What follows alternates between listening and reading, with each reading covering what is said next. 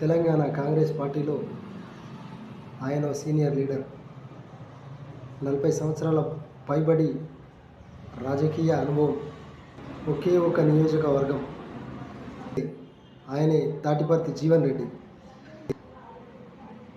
ఆయన పొలిటికల్ కెరీర్లో ప్రత్యర్థులు మారారే కానీ ఆయన మారలేదు. జగిత్యాల నియోజకవర్గం అంటే జీవనన్న అంటే జగిత్యాల అనే విధంగా ఎన్నిక ఏదైనా సరే తన మార్కు వేసుకున్న మేధావి. ఫలితం ఏదైనా అసెంబ్లీ ఎలక్షన్ వచ్చింది అని అంటే జీవన్ రెడ్డి పోటీలో ఉంటాడు అనేది జగిత్యాల ప్రజలకు ఉడుకుపోయిన ఆలోచనే అని చెప్పాలి. ప్రజల మనిషిగా ప్రజల్లో ఉంటూ నిత్యం ప్రజా సమస్యలనే తన సమస్యగా చూసుకుంటూ, తన సమస్య అనుకొని ప్రజల సమస్యని తన సమస్యగా మలుచుకొని ప్రజల కోసం పనిచేసే వ్యక్తి జీవన్ రెడ్డి. సాదాసీదా మనిషి, భుజంపై ఒక కండువా, వైట్ షర్టు, వైట్ ప్యాంటు, నిరాడంబరంగా కనిపించే ప్రజానాయకుడు, వృత్తిరీత్యా న్యాయవాది అయిన, రైతు సమస్యలు తెలిసిన రైతు బిడ్డ. ఒక జగిత్యాల జిల్లాలోనే కాదు, రాష్ట్ర రాజకీయాల్లో తనదైన ముద్ర వేసుకున్న నాయకుడు జీవన్ రెడ్డి. అసెంబ్లీ అయినా, బహిరంగ సభల్లో అయినా, లేదా ప్రజల వద్ద ఎక్కడైనా తను చెప్పదలుచుకున్న విషయాన్ని సూటిగా చెప్పే మంచితనం, అవతలి వారిని నొప్పించకుండా మృదువుగా మాట్లాడే మృదు స్వభావి. ఎన్టీఆర్ క్యాబినెట్లో మంత్రిగా చేశారు. అదేవిధంగా నాదెండ్ల భాస్కర్ క్యాబినెట్లో మంత్రిగా పనిచేశారు. వైఎస్ఆర్ క్యాబినెట్లో మంత్రిగా పనిచేశారు. ఆయన వ్యక్తిగత జీవితంలోకి వెళితే కరీంనగర్ జిల్లా పెగడాపల్లి మండలం బక్కేపల్లిలో 1952 మే 1 జన్మించారు. తల్లిదండ్రులు లింగమ్మ, రామచంద్రారెడ్డి. ఆయన తండ్రి, తాతయ్య, బాబాయి ముగ్గురిని కూడా గ్రామ కక్షల్లో ఆ కుటుంబం కోల్పోయింది. జీవన్ రెడ్డి నిజాం కాలేజీ నుంచి BA, ఉస్మానియా యూనివర్సిటీ నుంచి LLB పట్టా తీసుకున్నారు. జగిత్యాల కోర్టు నుంచి లాయర్గా ప్రాక్టీస్ ప్రారంభించారు. 1981లో మల్యాల ప్రెసిడెంట్గా ఇండిపెండెంట్ అభ్యర్థిగా గెలిచారు. జీవన్ రెడ్డి గారి రాజకీయ ప్రస్థానం మల్యాల పంచాయతీ సమితి ప్రెసిడెంట్గా గెలవడం నుంచే ప్రారంభమైందని చెప్పాలి. 1983లో టీడీపీలో చేరి ఎమ్మెల్యేగా గెలిచారు. 1983లో ఎక్సైజ్ శాఖ, అప్పుడున్న ఎన్టీఆర్ గారి హయాంలో ఎక్సైజ్ శాఖ బాధ్యతలు నిర్వహించారు. నాదెండ్ల భాస్కర్ క్యాబినెట్లో పంచాయతీరాజ్ శాఖ బాధ్యతలు నిర్వహించారు. అదేవిధంగా 1985లో అప్పుడు జరిగిన రాజకీయ సంక్షోభం, 1985లో ఎన్టీఆర్ గారు క్యాబినెట్ను రద్దు చేయడంతో జీవన్ రెడ్డి గారు కాంగ్రెస్ పార్టీలో చేరారు. 1985లో కాంగ్రెస్ పార్టీ నుంచి పోటీ చేసి టీడీపీ అభ్యర్థి చేతిలో ఓటమి పాలయ్యారు. 1989లో రెండవసారి ఎమ్మెల్యేగా ఎన్నికయ్యారు. 1994లో అనూహ్యంగా టీడీపీ అభ్యర్థి ఎల్రమణ చేతిలో ఓటమి పాలయ్యారు. 1996లో జగిత్యాలకు ఉప ఎన్నిక రావడం, ఆ ఉప ఎన్నికలో 1996లో మళ్ళీ జగిత్యాల నుంచి భారీ మెజారిటీతో గెలవడం. దాని తదనంతరం 1999, 2004 ఇలా వరుసగా తను జగిత్యాల కాన్స్టిట్యుయెన్సీ నుంచి ఎమ్మెల్యేగా గెలవడం.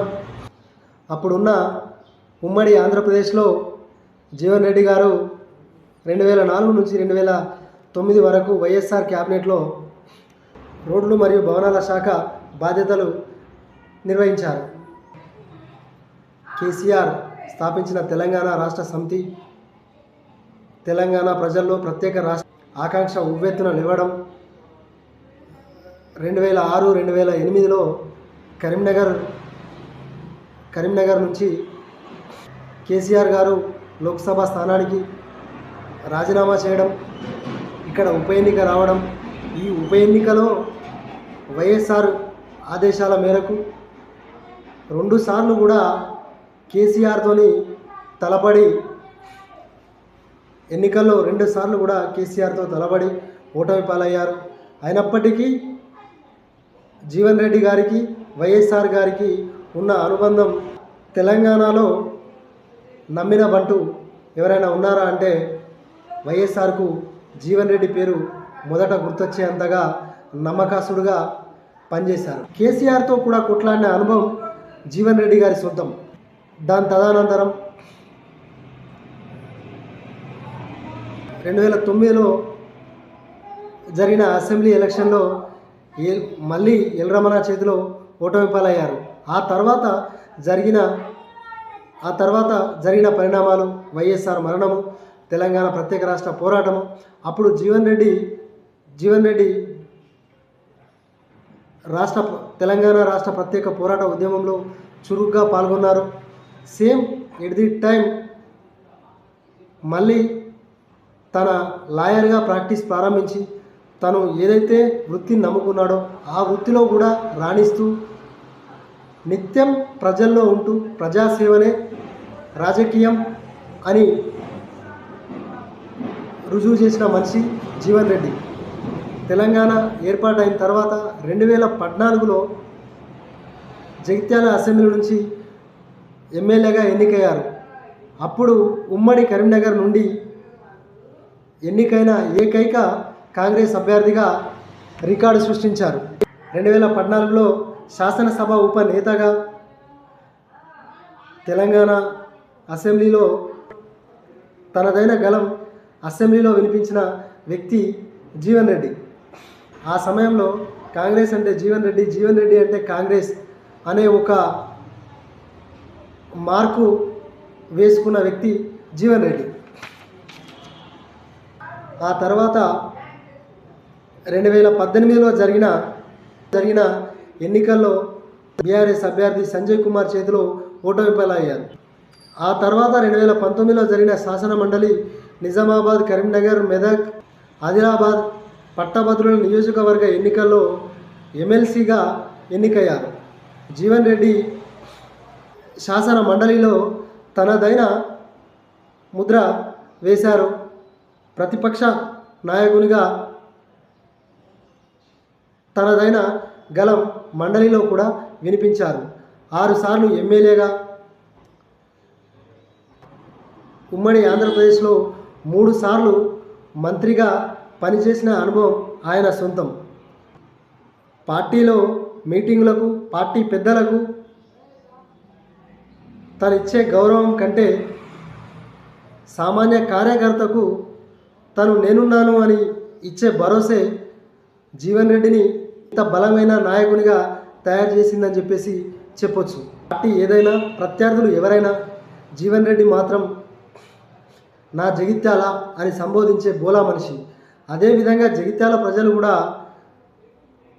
జీవన్ రెడ్డి అని అనడం కంటే జీవన్ అన్న అని చెప్పేసి అంటుంటారు. జగిత్యాల కావచ్చు, ఉమ్మడి కరీంనగర్, ఓవరాల్గా తెలంగాణ చూసుకుంటే జీవన్ రెడ్డి అని సంబోధించడం కంటే జీవన్ అన్న అని చెప్పేసి రాజకీయ నాయకులు రాజకీయ పెద్దలు జీవన్ అన్న అని సంబోధించే అంత కలివిడిగా కలిసిపోయే మనిషి జీవన్ రెడ్డి. నీతి ఆరోపణలు అనేటివి జీవన్ రెడ్డికి తన దగ్గర కూడా దరిచేరనివని మనిషి జీవన్ రెడ్డి. 2014లో ఉమ్మడి కరీంనగర్ నుంచి ఎన్నికైన ఏకైక కాంగ్రెస్ అభ్యర్థిగా రికార్డు సృష్టించారు. అదేవిధంగా కాంగ్రెస్ ఉపనేతగా జీవన్ రెడ్డి అసెంబ్లీలో తనదైన ముద్ర వేసుకున్నారు. 2018లో జరిగిన అసెంబ్లీ ఎలక్షన్లో బీఆర్ఎస్ పార్టీ అభ్యర్థి అయిన సంజయ్ కుమార్ చేతిలో ఓటమి పాలయ్యారు. ఆ తర్వాత 2019లో శాసన మండలి నిజామాబాద్, ఆదిలాబాద్, కరీంనగర్, మెదక్ పట్టభద్రుల నియోజకవర్గ ఎన్నికల్లో ఎమ్మెల్సీగా ఎన్నికై శాసన మండలిలో తనదైన ముద్ర వేశారు జీవన్ రెడ్డి గారు. ఉమ్మడి ఆంధ్రప్రదేశ్లో 3 సార్లు మంత్రిగా పనిచేసిన అనుభవంగా పార్టీ కార్యక్రమాల కంటే నియోజకవర్గ కార్యకర్తల సమస్యలే తాను ఎక్కువ ఇంట్రెస్ట్గా దగ్గరుండి మరీ కార్యకర్తల సమస్యలను తన సమస్యగా భావించి చక్కబెట్టేవారు. 2023 అసెంబ్లీ ఎన్నికల్లో సంజయ్ గారి చేతిలో మళ్ళీ ఓటమి పాలవ్వడం, 2023లో కాంగ్రెస్ అనూహ్యంగా అధికారంలోకి రావడం, సంజయ్ కుమార్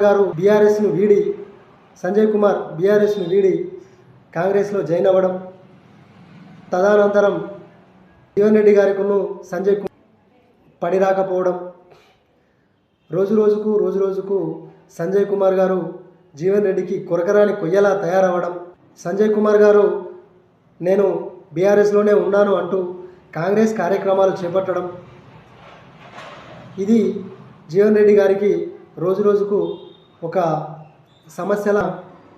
సమస్యలా తయారైంది. అక్కడ నుంచి మొన్న జరిగిన మున్సిపల్ ఎలక్షన్స్లో కూడా కాంగ్రెస్ పార్టీ ఒక క్యాంప్ పెడితే జీవన్ రెడ్డి ఒక క్యాంప్ ఏర్పాటు చేశారు.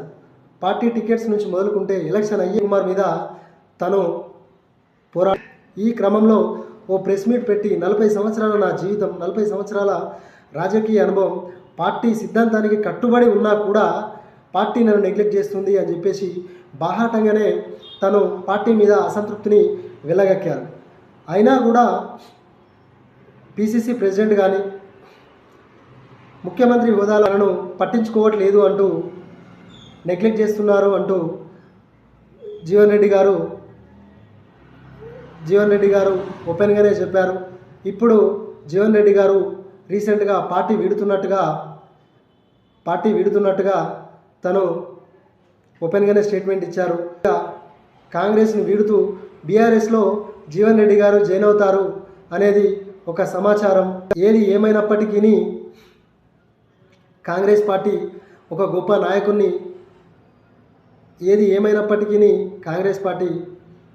గొప్ప నాయకుడిని వదిలేసుకుంటుంది అని చెప్పొచ్చు. అదేవిధంగా పార్టీ కోసం కష్టపడ్డ వ్యక్తిని కష్టపెట్టడము అనేది పార్టీకి ఏమాత్రం సమంజసం కాదు. పార్టీ కార్యకర్తలను నెగ్లెక్ట్ చేసినప్పుడు పార్టీ ఏ రకమైన పునాదులు బలంగా ఉంటాయి అనేది మరి కాంగ్రెస్ పార్టీ హైకమాండ్కే తెలవాలి. అదేవిధంగా